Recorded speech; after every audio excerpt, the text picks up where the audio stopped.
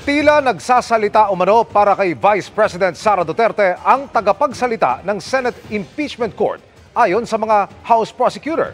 Itinanggi naman niya ng spokesperson ng Korte. Nakatutok si Darlene Kai.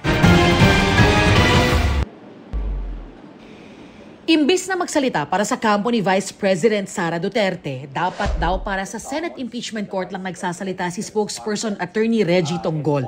Yan ang buwelta ni House Prosecution Panel spokesperson Attorney Antonio Bucoy sa espekulasyon ni Tonggol na ipababasura ng bise ang Articles of Impeachment laban sa kanya dahil nakalinya ito sa petisyong inihain ni Duterte sa Supreme Court. Sabi ni Bucoy, si Tonggol ay dapat tagapagsalita ng korte pero ang nangyayari raw ay ipinahahayag niya ang depensa ng kampo ni Vice President Duterte. Dati na raw siyang nakahandang bigyan ng benefit of the doubt o pagkakataon ng ibang miyembro ng impeachment court na kine-question ng kakayahang maging patas.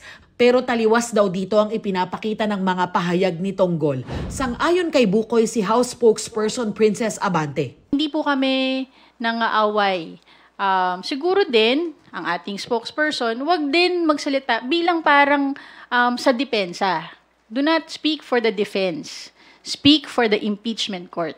Sa isang pahayag, pinabulaan na ni Tonggol na nag-aabogado siya para kay Duterte. Sinagot niya lang daw ang tanong sa kanya tungkol sa scenario setting o sa mga posibilidad na maaring mangyari ayon sa kanyang karanasan sa litigation. Bahagi raw ito ng tungkulin niya bilang spokesperson at bilang abogado. Giit ni Tonggol, nananatili raw patas at walang kinikilingan ng impeachment court. Mahalaga raw para sa demokrasya na magtrabaho silang sama-sama at iwasan ang di kailangang pag-atake na nakabibinbin lamang sa impeachment process. Samantala, bilang dating kongresista, sinabi ni Senator-elect Erwin Tulfo na handa siyang mamagitan sa House of Representatives at Senado.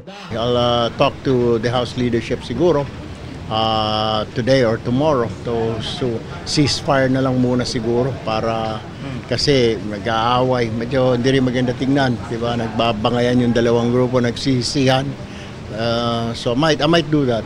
Para sa GMA Integrated News, Darlene Kai, nakatutok 24 oras.